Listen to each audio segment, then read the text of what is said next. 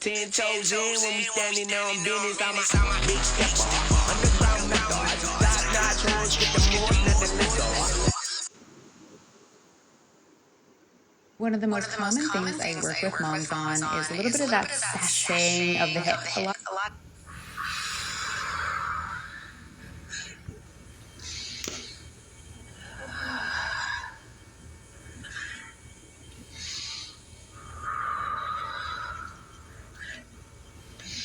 Hey guys, today's post is just talking about like laxity in the hip and not being able to kind of control the ranges that we have available. So it's really common with postpartum moms and for myself, like being a little bit more hypermobile, to kind of move into these extreme ranges. So what we're trying to do is find control within those ranges. So if you go into a lateral lunge and you feel kind of like just pushing out to the side, yes, I know there are movement limitations, like internal external rotation, that sort of thing.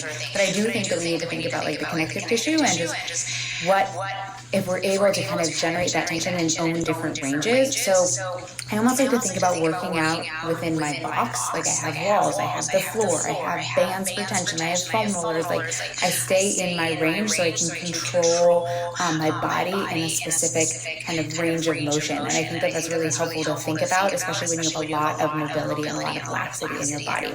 If you're curious to learn more, I'm doing a workshop this Saturday, all about different things I love in training. Let me know.